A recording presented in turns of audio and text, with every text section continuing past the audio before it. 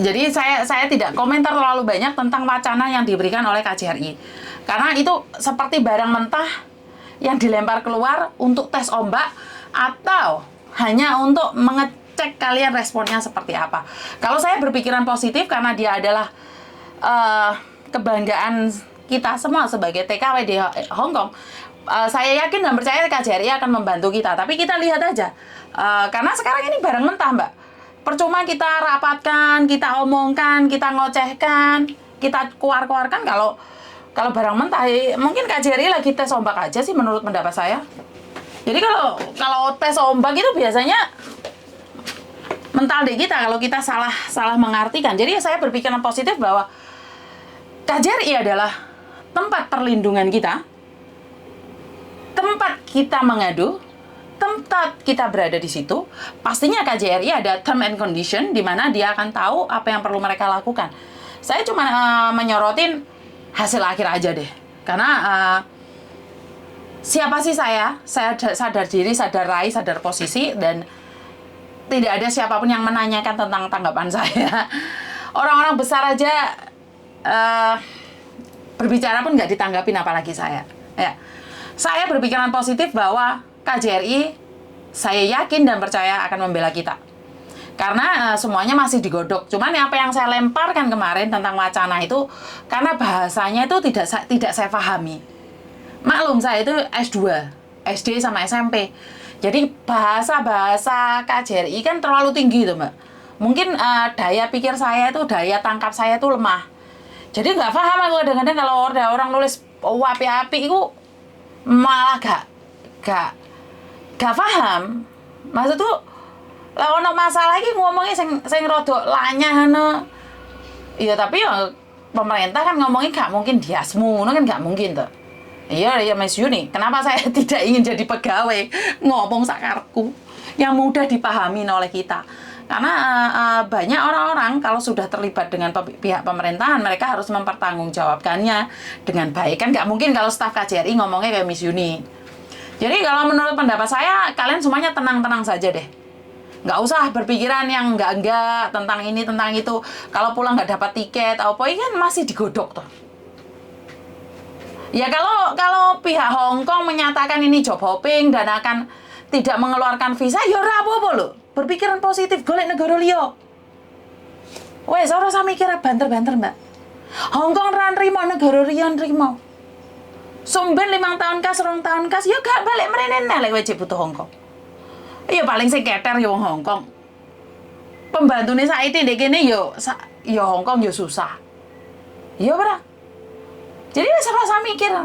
Ada yang nge-break interminute gak dikasih gaji 1 bulan gak tutukono tiket, ya mulai engkling numpak debok. Udah engkling munggah numpak debok.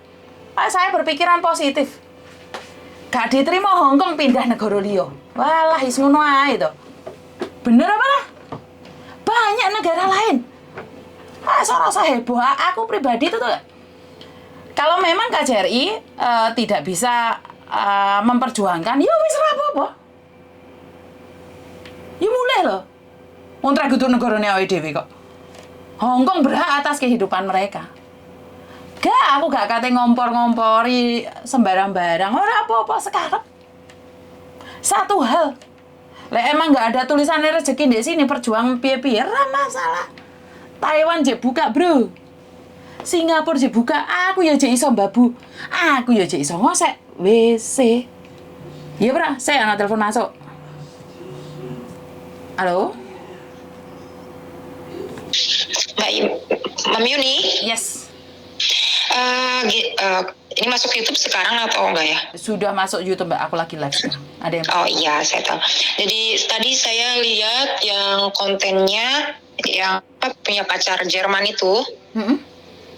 Jadi gini loh Mbak, sebagai seorang yang mix dan Mas Yuni juga tahu kalau sifatnya orang bule ataupun orang Hong Kong sendiri itu kan kalau masih pacaran apalagi 1-2 bulan, ini untuk mbak-mbak yang lainnya, jadi nggak mungkin mereka itu ngasih uang ataupun barang karena mereka itu sifatnya individual, mereka itu akan lebih kepada 50-50 kalau memang beneran.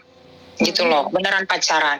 Kalau yang masih seperti itu kayaknya enggak, dan mungkin Mam Yuni juga lebih berpengalaman karena saya dan Miss Yuni juga sama-sama couple mix gitu. Nggak mungkin mereka itu nggak ngasih uang gitu sekojor-kojornya ataupun LDR itu nggak mungkin.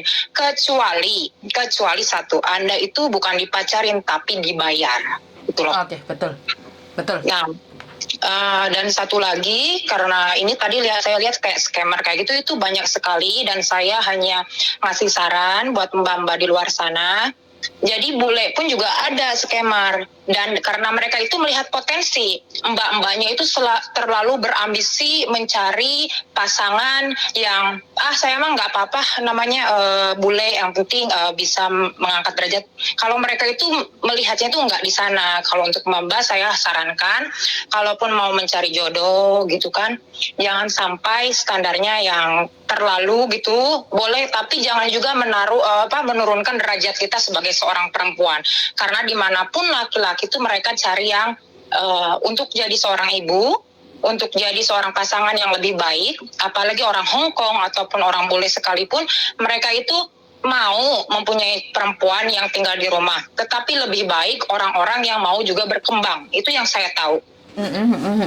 Jadi kalau menurut saya untuk mbak-mbak di sini, kalau memang mau mencari jodoh ya, kita kan nggak tahu, saya pun nggak mau mengomentari karena kita kan sudah mature woman, kita sudah dewasa, kita datang ke sini juga tidak berpenyakit, tidak mempunyai Saya harap kalian kalau memang mau mencari jodoh gitu, jangan sampai menurunkan harkat derajat kita, karena banyak sekali di sana, enggak perlu ngomong orang Indonesia ataupun bule ataupun orang Hong Kong sekalipun, banyak yang melihat peluang di mana mbak-mbaknya itu, saya nggak bilang semua ya, karena itu universal, sebagian daripada kita itu menurunkan harga derajat kita, dan juga nantinya ditipu sama laki-laki, karena mereka itu hanya memanfaatkan kita. Saya hanya tekankan di sana saja, Miss Yuni.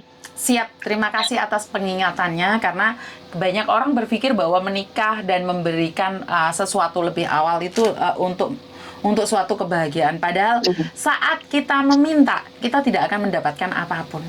Karena betul sekali. Cinta itu diberi. Jadi kamu tidak bisa meminta cinta. Jadi cinta, harga diri itu diberi. Iya. Menghargai orang itu diberi. Kamu tuh nggak bisa minta sama orang bawa pisau terus ngomong, bisa nggak kamu menghargaiku? Tidak. Iya. Bisa. Dia takut tapi bukan menghargaimu.